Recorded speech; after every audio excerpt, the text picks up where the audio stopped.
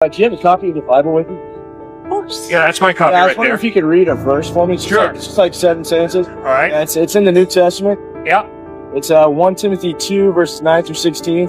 I also want women to dress modestly, with decency and propriety, not with braided hair or gold or pearls or expensive clothes, but with good deeds appropriate for women who profess to worship God.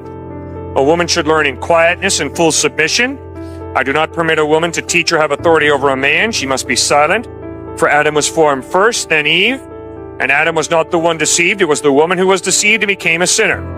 But women will be saved through childbearing if they continue in faith, love, and holiness with propriety. Is that the tolerant word of God? Is that compassionate conservatism? Paul is writing the letter to Timothy. Where is Timothy? He is pastoring in Ephesus. We read about Ephesus in Acts chapter 19. We read that in Ephesus, they were into goddess worship, Diana of the Ephesians.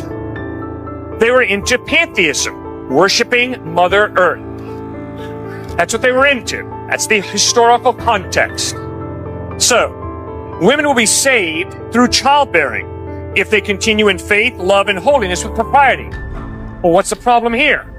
Well, the problem is that certain over-spiritual people viewed sex as dirty, viewed childbearing as a sin. And so Paul is pointing out to Timothy, no, sex and bringing babies into the world is not evil. It's not a sin. And you're going to be kept safe through childbearing if you continue in faith, love, and holiness. Now, what about this bit about women dressing modestly? Well, it's real simple. The Bible continually communicates that materialism is wrong. And obviously what Paul is bending over backwards to do is to point out, watch out for immodesty. Watch out for materialism, from being too generous with yourself and not generous enough with others.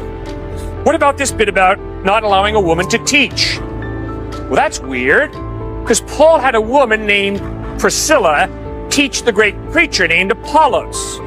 So what's going on here? Well, what's the name of the movie where Barbara Streisand plays that young Jewish woman? Go watch the movie Yentl. And what you learn is, young Jewish women were not allowed to get an education. So Paul is essentially saying, ladies, if you've not had an education, don't presume to be a teacher. But obviously, those women who did get an education, Paul used as teachers, as he used Priscilla to teach the great preacher Apollos. You see why it's so important to study context, to read the whole thing through.